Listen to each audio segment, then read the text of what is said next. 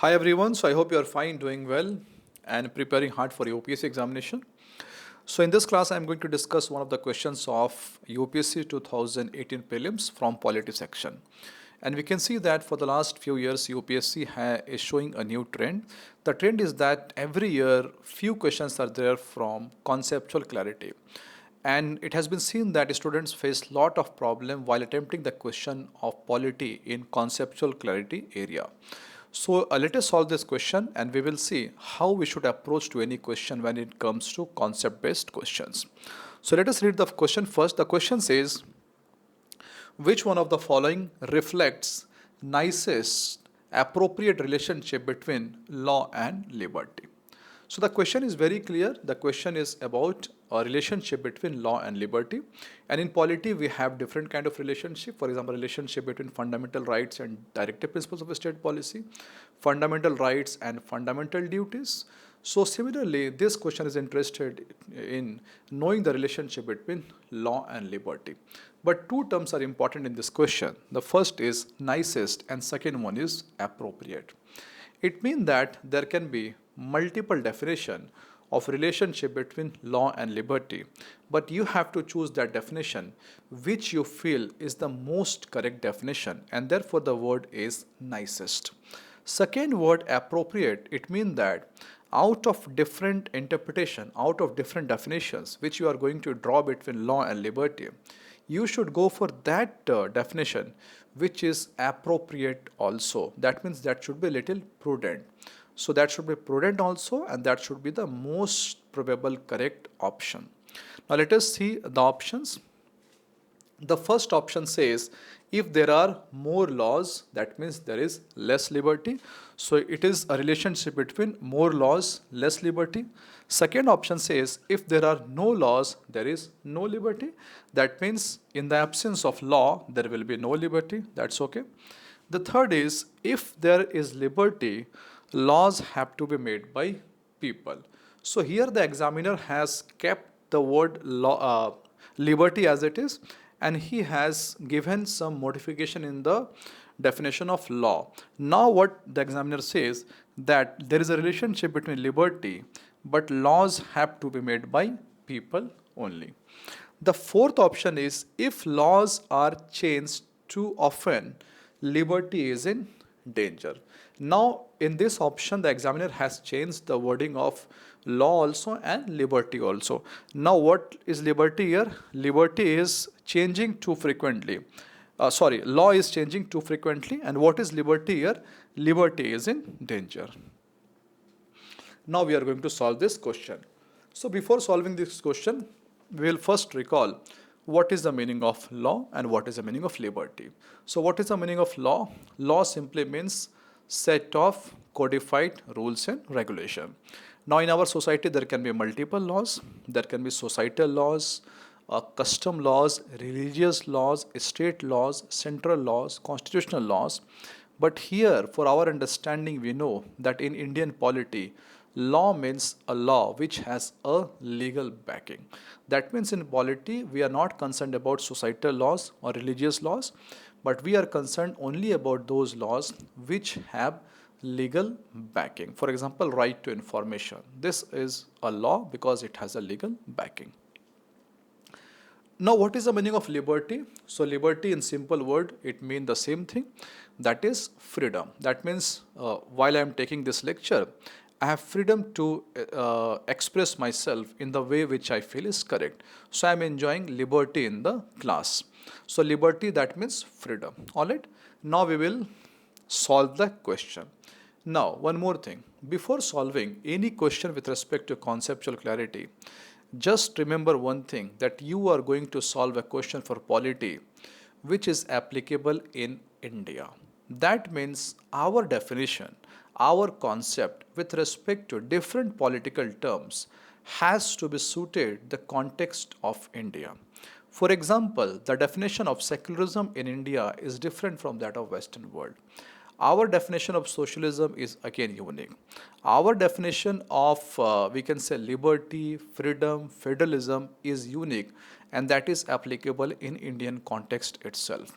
So the very first thing that you should keep in your mind, that when you are solving any question of polity where conceptual clarity is required, your concept should always be directed towards the concepts which are applicable in India. That means the definition which suits to Indian polity. So here also, with respect to law and liberty, we will choose that definition which we feel is correct in context of India. Now the question is, what is the meaning of the definition or concept with respect to India, from where we will get to know. So we will get to know it from our different resources. For example, you people might be studying NCERT books, M. Lakshmikant, some class lectures, some Supreme Court judgment, some statements of founding father, constitutional experts, and also day-to-day current affairs. So let us see how I'm going to solve the question. So the first thing that I will do is I will use elimination round, right? So let us see this point, option number C first, because I feel this is most easy option to eliminate. Why? Because what it says, if there is liberty, laws have to be made by people. What does it mean? It means that liberty is there only where democracy is there.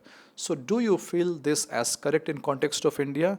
When India adopted democracy after 1947. But before 97, did Indian enjoy some kind of liberty? Of course, they used to enjoy some kind of liberty. For example, take the example of the governance system during King Ashoka or governance system during King Akbar. So during King Ashoka or King Akbar, people were not using the rights to elect the king or the queen or the ministry. But despite of that, people were having liberty of, we can say, take the example, say liberty of religion. So this option is not correct, and I can easily reject this option because I know that even in dictatorship, people can enjoy liberty. If a dictator is a benevolent dictator, if a dictator is someone who loves the progressive ideas, and we cannot enjoy liberty even in democracy. Say, for example, in a democracy, a government is there and that government has passed so many laws curtailing the freedom of people. So I am very sure that there is no relationship between liberty and the type of ruling government. Okay, so we will now reject this option number C. Now let us see the option number D. What it says, if laws are changed too often, liberty is in danger. Now tell me why laws are changed. Does it mean when any government changes the law, does it mean that that particular change is only to curtail the liberty or freedom of people? That can be a possibility, but we cannot say it in absolute manner. There might be a situation when a government will pass so many laws simply to protect the liberty of people. Take the example of India. For example, after 1947, when we made our constitution, and you are very much aware that Indian constitution is it is the lengthiest written constitution of the world. And our constitution fathers have given so many rights. And even after enactment of Indian constitution, there have been so many amendments. And so many amendments have been there to provide people liberty and not to curtail the liberty. So this is also not true that if laws are changed too frequently, then liberty is in danger.